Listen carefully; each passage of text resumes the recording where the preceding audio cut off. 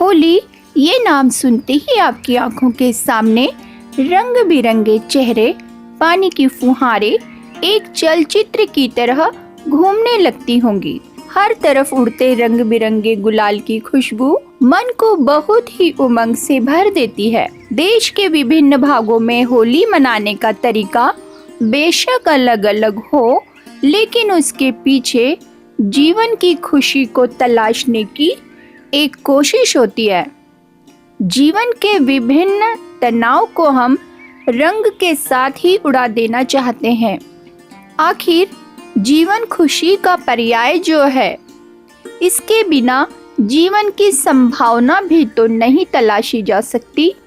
लेकिन क्या वास्तव में होली जीवन को एक नई दिशा देती है? क्या होली से जीवन खुशियों से भर जाता है?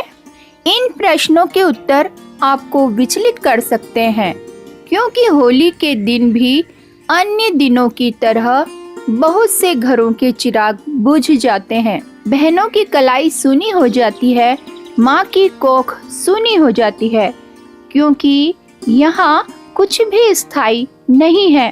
पता नहीं कब किसके साथ क्या हो जाए। न जाने कितने ही ऐसे अवसर होते हैं जब खुशी मनाते मनाते अचानक ऐसी घटना घट जाती है कि सारा परिवार विनाश को प्राप्त हो जाता है।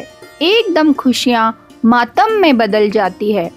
इसी विषय में नानक देव जी कहते हैं कि न जाने काल की कर डारे, किस विधि ढल जा पासा वे, जिना के सिर पे मौत फड़क दी, उन्हा दुकैसा हासा वे।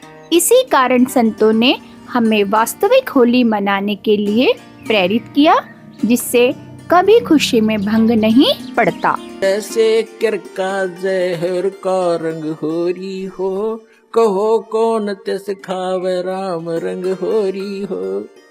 कहते हैं आपके घर में होरी माने खुशी, जैसे आप होली मनाते हो, खुशी का दिन मनाते हो, कहते ये होली नकली है।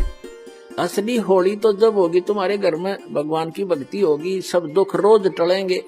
एक भक्त कह रहा था, जी हमने 11 वर्ष हो गए आज तक कोई त्योहार नहीं मना लिया इस शरण में आए जब। इससे पहले क्या था कि ऐसे कभी तो घर में किसी भाई की मृत्यु होगी, कभी चाचा की होगी, कभी ताऊ की होगी, ताऊ के लड़के की होगी, कभी बहन का बटेऊ मर गया, तो कभी बहन मर गई। तो ऐसे 11 वर्ष हो गए हमने कोई त्योहार नहीं मनाया, रोया करते बैठ के त्योहारों को। तो ये खाक त्योहार है। तो परमात्मा कहते हैं हमारी शरण में आओ, थारा रोज होली रहेगी।